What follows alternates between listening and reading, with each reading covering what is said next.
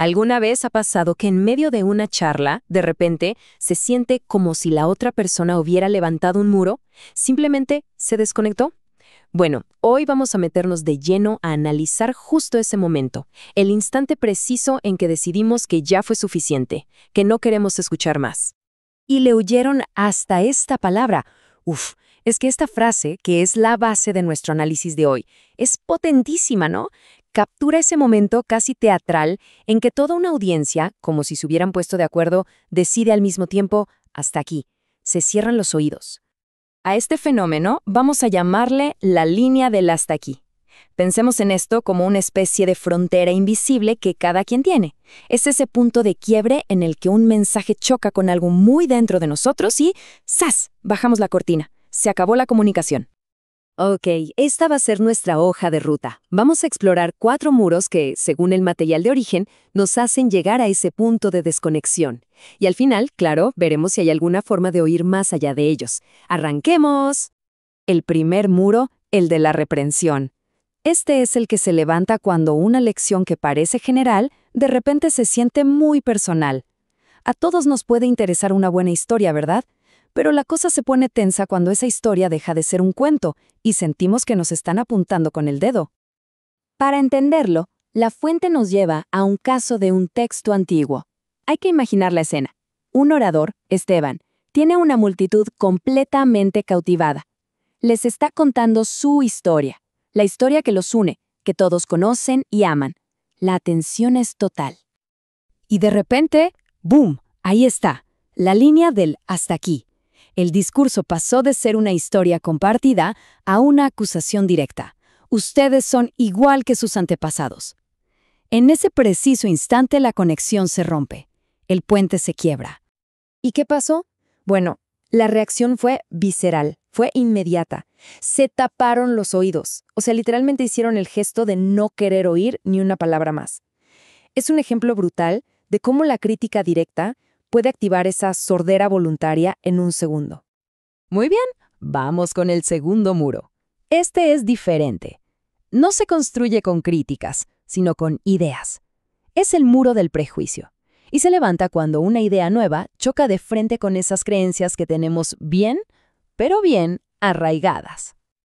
Ahora, la fuente nos transporta a otro escenario, la antigua Atenas, nada menos que el epicentro del pensamiento. Y aquí tenemos a otro personaje, Pablo, hablando frente a un público súper exigente, puros filósofos. Y lo hace de una forma brillante, con lógica, respeto, buscando puntos en común. Y lo más increíble es que les están siguiendo el hilo. Están abiertos a considerar ideas muy potentes para ellos. Piensen, un creador del universo, que no vive en templos, que somos su linaje, e incluso la idea de un juicio final. La puerta del diálogo estaba de par en par. Pero aquí está el detalle crucial. En ese público había 2 grupos que no podían ser más opuestos en casi todo: los epicúreos y los estoicos. Pero en una cosa, en una sola, estaban totalmente de acuerdo. Cuando uno se muere, se acabó todo. No hay más. Ese era su límite infranqueable. Y entonces Pablo dice la palabra prohibida: resurrección. Una sola palabra. Y esa idea chocó tan fuerte contra su prejuicio filosófico que el debate serio se convirtió en burla al instante. La línea del hasta aquí acababa de ser cruzada con creces. Bueno, dejemos por un momento la filosofía y el ego. El tercer muro es mucho, pero mucho más terrenal y práctico. Hablemos de dinero. Es el muro de la ganancia, que aparece cuando un mensaje amenaza directamente el bolsillo. El caso que analiza la fuente nos sitúa en Éfeso. Pensemos en esta ciudad como un lugar cuya economía giraba casi por completo en torno a una atracción turística religiosa, el templo de la diosa Artemisa. Y claro, había un negociazo alrededor, artesanos que vendían estatuillas y recuerdos del templo. Entonces, ¿qué pasó por la cabeza de los artesanos? Su lógica fue, como vemos aquí, directa y sin rodeos. A ver, Pablo convence a la gente ya no compra nuestros productos, nuestro negocio se hunde, solución, hay que armar un escándalo para que se calle. No era una cuestión de fe, era de finanzas. Y es que el análisis de la fuente lo clava con esta frase: el dolor de perder ganancia es un dolor insoportable para mucha gente. Cuando un mensaje empieza a afectar los ingresos, ¡uf! ¡Qué rápido que se cierran los oídos! Y con esto llegamos al cuarto y último muro. Y este quizás sea el más alto y el más difícil de derribar. El muro de la tradición. Es la muralla que defiende a capa y espada el famoso «es que siempre se ha hecho así». Aquí el ejemplo clave es el conflicto entre Jesús y los líderes religiosos conocidos como fariseos. Para ellos, sus tradiciones, sus rituales, las reglas que habían añadido con el tiempo, eran su identidad. Se habían vuelto más importantes que el propósito original. Así que cuando Jesús las cuestionó, chocó de frente contra ese muro. Pero ojo, porque el análisis de la fuente es muy claro en que esto no es algo del pasado.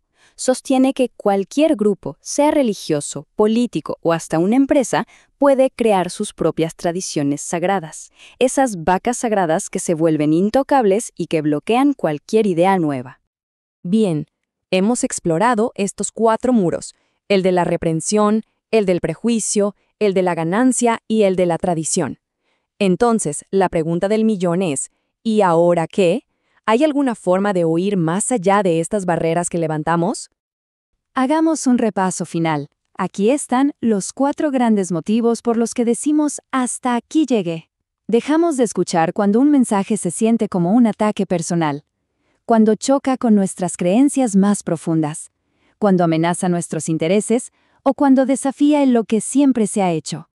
Pero, y este es un pero muy importante, el análisis no termina con una nota pesimista. Al contrario, cierra con esta idea poderosa, que a pesar de todos los muros que construimos para no escuchar, la verdad, bueno, como dice la fuente, no está presa. Siempre encuentra una grieta por donde colarse. Y eso nos deja con la pregunta final, la que de verdad importa, porque es muy fácil ver estos muros en los demás, ¿cierto? Ver cómo otros se cierran, pero el verdadero reto es voltear el espejo y preguntarse, ¿cuáles son mis muros? ¿Qué temas, qué palabras hacen que yo me tape los oídos? En definitiva, ¿dónde está mi propia línea del hasta aquí?